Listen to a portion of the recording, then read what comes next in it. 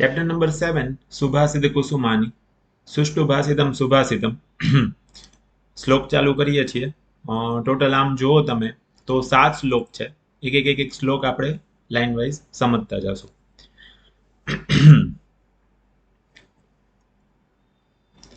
First છે સદભિસ્તુ લીલયા પ્રોક્તમ શિલા લિખિતમ અક્ષરમ। એટલે જોશો તમે સદભિહી, સદભી નો મતલબ થાય ગુડ પીપલ, સદભિસ્તુ તુ નો મતલબ થાય રિયલી, સદભિતુ લીલયા, લીલયામાં મૂળ શબ્દ છે લીલા શબ્દ છે, લીલા એટલે ઈઝી।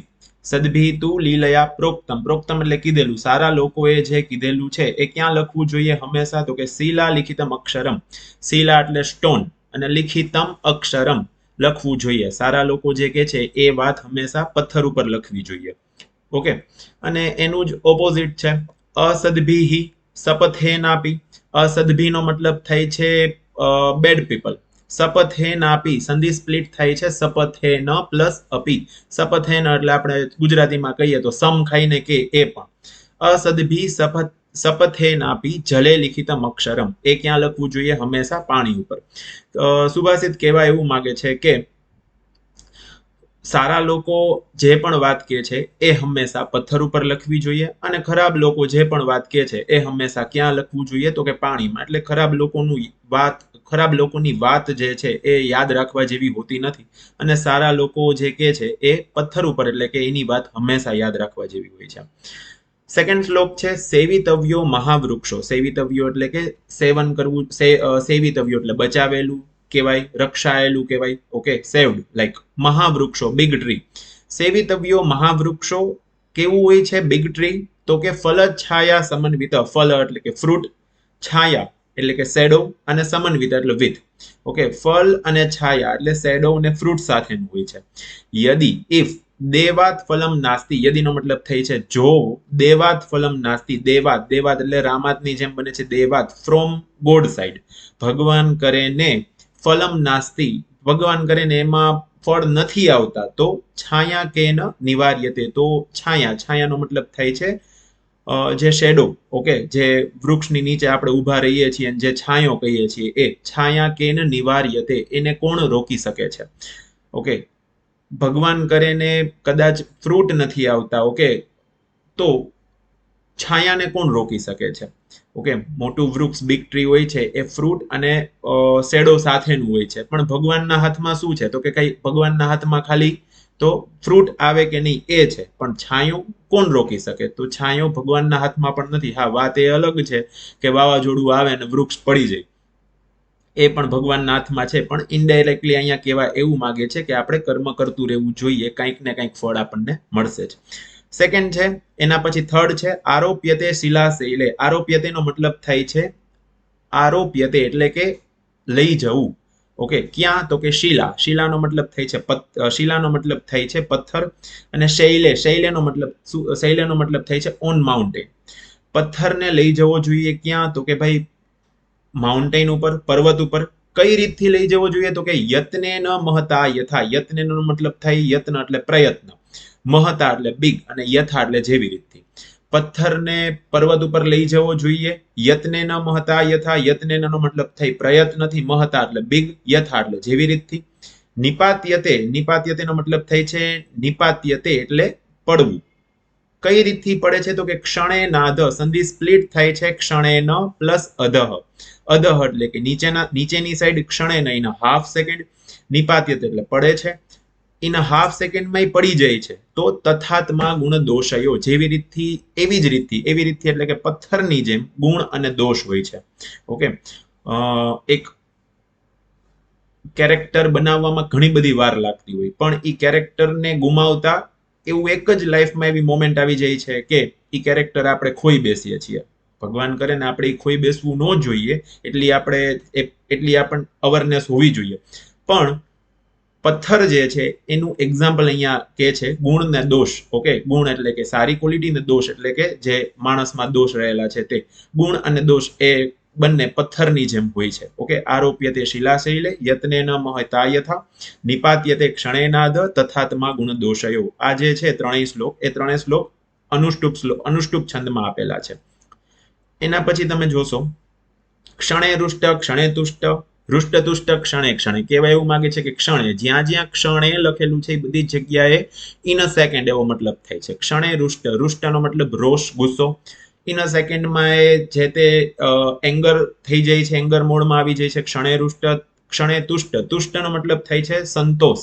તુષ, તુષ શબ્દ છે તોષ શબ્દ ઉપરથી પણ ઉતરી આવે એવું કહી શકાય. તુષ શબ્દ છે ત્યાંથી થાય છે.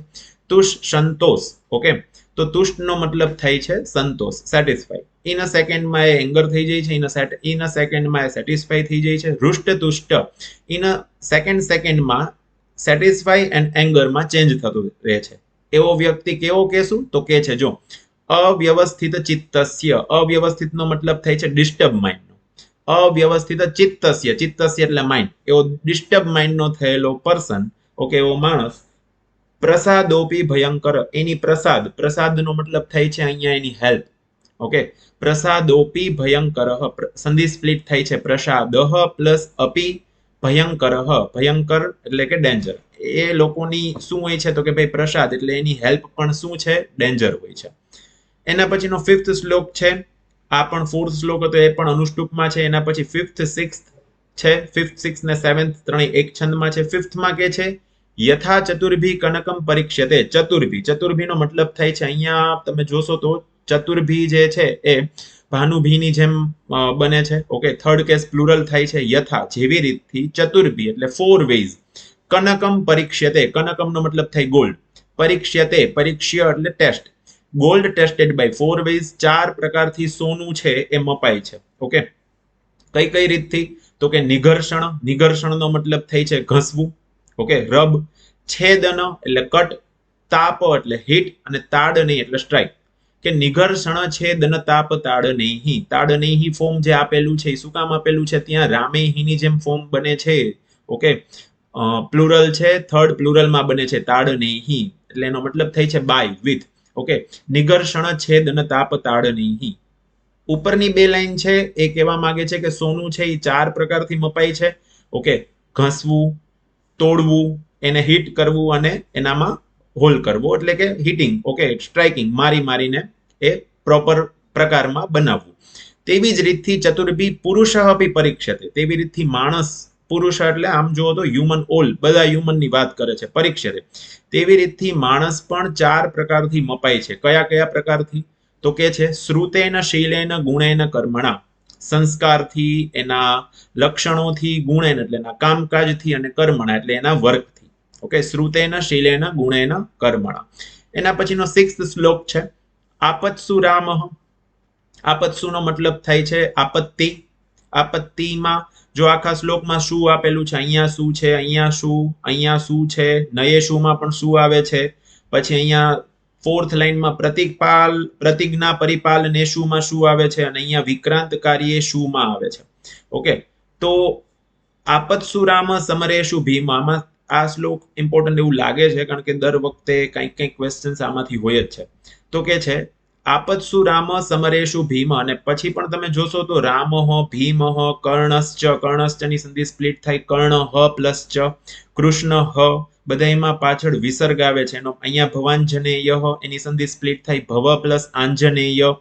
તો બધામાં પાછળ જે વિસર્ગ આવે છે એનો મતલબ એવો થાય છે કે ફર્સ્ટ કેસ સિંગ્યુલર ફોર્મ છે. ઓકે, તો આપત્સુનો મતલબ થાય છે આપત્તિમાં રામ જેવું બનવાનું કે છે. સમરેશુ, સમરેશુનો મતલબ થાય છે, સમરેશુ એટલે મુશ્કેલી. ઓકે, મુશ્કેલી, મુશ્કેલીમાં કોના જેવું બનવાનું કે આપત્સુ, આપત્તિમાં રામને યાદ કરવાનું કે છે. સમરેશુ ભીમ, યુદ્ધના મેદાનમાં ભીમને યાદ કરવાનું કે છે. દાનેશુ કર્ણશ્ચ, દાનેશુનો મતલબ થાય છે ચેરિટી. ચેરિટીમાં કોના જેવું બનવાનું આપણને કહે છે, કર્ણ, કર્ણ જેવું બનવાનું કે છે. નયેશુ પોલિટિક્સ. ઓકે, પોલિસીસમાં કૃષ્ણ જેવું એટલે કે કૃષ્ણ જેવું બનવાનું કે છે રાજનીતિમાં. ભીષ્મ પ્રતિજ્ઞા. હવે અહીંયા બે વર્ડ આવે છે કે પ્રતિજ્ઞા અને પરિપાલનેશુ. પ્રતિજ્ઞાનો મતલબ થાય છે ઓથ, અને પરિપાલનેશુ એટલે ફૂલફિલ ઓથ. ઓકે, તો ભીષ્મ જે છે એના જેવું બનવાનું કે છે. તો કે પ્રતિજ્ઞા તો બધા લઈ લે છે, પણ પરિપાલનેશુ, ભીષ્મ પિતામહ જે હતા એ પ્રતિજ્ઞા તો લઈ લે છે, પ્રતિજ્ઞા તો લેતા હતા પણ એને પૂરી પણ કરતા હતા. તો ભીષ્મ જેવું બનવાનું કે છે પ્રતિજ્ઞા લઈને પૂરી કરવામાં. અને વિક્રાંત, વિક્રાંતનો મતલબ થાય બિગ વર્ક. ઓકે, કાર્યેષુ ભવાંજનેય, ભવાંજનેયનો મતલબ થાય છે આંજનેય, અંજનીના પુત્ર. તો અંજનીના પુત્ર જેવું બનવાનું એટલે હનુમાનજી જેવું બનવાનું કે છે વિક્રાંત કાર્યમાં, એટલે કે મોટા વર્ક જે કરવામાં આવે છે અથવા તો કોઈ એવું મોટું કામ છે તો એમાં આપણે હનુમાનજીને યાદ કરવાનું કે છે. ઓકે, લાસ્ટ શ્લોક છે ચેપ્ટરનો કે છે પ્રારંભતે ન ખલુ વિઘ્ન ભયેન નીચે. આમાં ત્રણ પ્રકારના લોકોની વાત કરવામાં આવી છે. પ્રારંભતે એટલે કે શરૂઆત. પછી લખ્યું છે જો પ્રારભ્ય એટલે ચાલુ કરીને, પ્રારભ્ય જે છે એ પાછળ ય આવે છે સંબંધક ભૂત કૃદંત. ઓકે, કૃદંત પણ આવે છે 10th માં. તો પ્રારભ્યનો મતલબ થાય છે પાછળ ય આવે છે, એનો મતલબ થાય છે સંબંધક ભૂત કૃદંત. તો પ્રારંભતે જે લોકો, આમાં ત્રણ લોકોની ક્યાં વાત કરે છે તો કે પ્રારંભતે એટલે એક ચાલુ કરે છે, પ્રારભ્ય એટલે એક ચાલુ કરીને એટલે પછી પૂરું કરી દે છે એવા, અને લાસ્ટ કે છે પ્રતિહન્યમાન પ્રારભ્ય. ઓકે, ચોત્તમ જના એટલે કે ઉત્તમ જના, ઉત્તમ પ્રકારના લોકો. ઓકે, અને ન પરિત્યજંતી છોડતા નથી. એક કામ ચાલુ કરે છે, બીજા વચ્ચેથી કામ મૂકી દે છે, અને ત્રીજા એવું કે છે કે કામને છેલ્લે સુધી મૂકતા જ નથી. તો કે છે ફર્સ્ટ શું કે છે પ્રારંભતે એટલે લોકો ચાલુ તો કરે છે કામ, ન ખલું વિઘ્ન ભયેન નીચે, સોરી પ્રારંભતે ન પેલા લેવાનું છે, નથી ચાલુ કરતા શું તો કે ખલું એટલે ખરેખર, વિઘ્ન ભયેન નીચે વિઘ્ન આવવાના ડરથી. ઓકે, નીચે એટલે કે નીચ પ્રકારના જે લોકો હોય છે એ કામ ચાલુ જ નથી કરતા.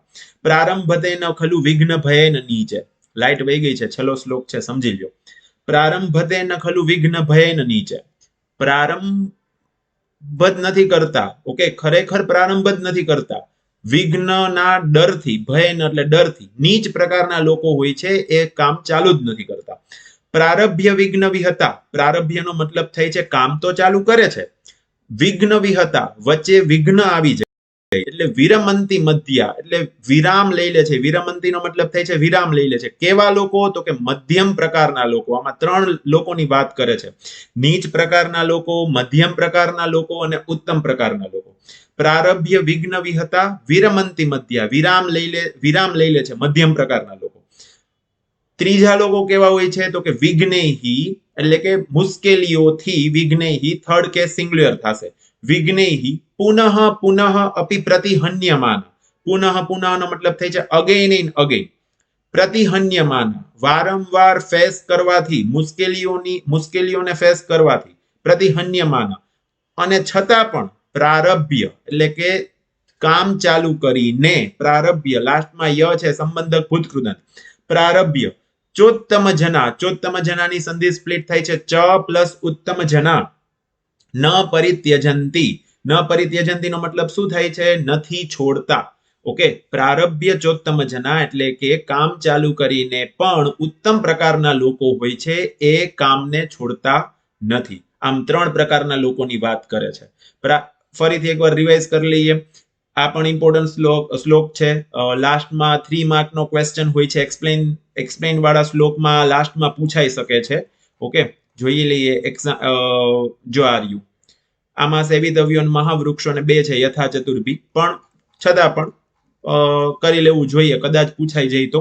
તો 3 પ્રકારના લોકો છે, ફરીથી એકવાર રિવાઇઝ કરી લઈએ. નીચ પ્રકારના, મધ્યમ પ્રકારના ને ઉત્તમ પ્રકારના. પ્રારંભ કરે છે કામ, શરૂઆત કરે છે કામ, નથી કરતા શરૂઆત એ લોકો નીચ પ્રકારના, કામ ચાલુ કરીને વચ્ચે મૂકી દે છે એ મધ્યમ પ્રકારના, અને કામ ચાલુ કરીને એને ફેસ કરીને મુશ્કેલીઓને, એમાં આવતી મુશ્કેલીઓને ફેસ કરીને કામ મૂકતા નથી એને ઉત્તમ પ્રકારના લોકો કહેવાય છે.